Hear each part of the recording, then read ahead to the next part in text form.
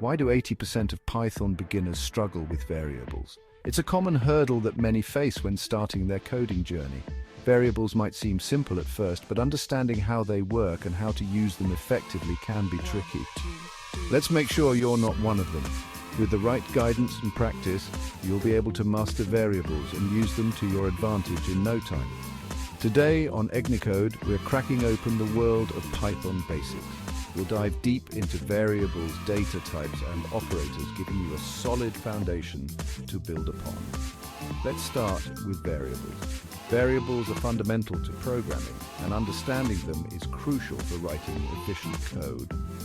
Think of a variable as a container that holds information. Just like you might store different items in labeled boxes, you can store different pieces of data in variables.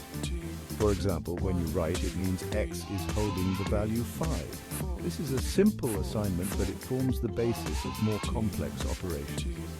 Variables can hold different types of data, which brings us to our next topic, data types. Next up, data types. Understanding data types is essential because it helps you know what kind of operations you can perform on the data. There are three main ones you need to know: integers, floats, and strings. Each of these data types serves a different purpose and is used in different scenarios. Integers are whole numbers like 5 or -3. They are used when you need to work with numbers that don't have a fractional part. Floats are numbers with decimals like 3.14.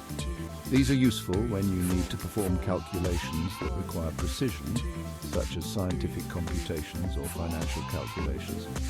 And strings are just text wrapped in quotes like hello. Strings are used for storing and manipulating text, which is essential for tasks like processing user input or generating output.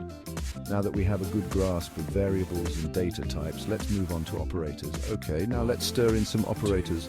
Operators are special symbols that perform operations on variables and values.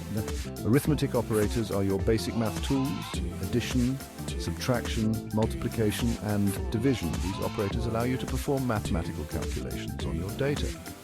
For example, gives you 8. Similarly, you can use for subtraction, for multiplication, and for division. These basic arithmetic operations are the building blocks for more complex calculations. How about comparison operators? Comparison operators are used to compare two values and return a Boolean result, true or false. These guys help you compare values. For instance, checks if two values are equal. If it's true only if x is indeed 5. This is useful for making decisions in your code. Other comparison operators include for not equal, for greater than, and for less than. These operators help you control the flow of your program based on conditions. Let's put it all together. Imagine a simple calculator. Define two variables and add them up with, and you'll get 30. This is a basic example, but it shows how you can use variables, data types, and operators to perform useful tasks. Easy, right? With practice, you'll be able to create more complex programs that can handle a variety of tasks. And there you have it. We've covered the basics of variables, data types, and operators. These are the building blocks of Python programming, and mastering them will set you up for success.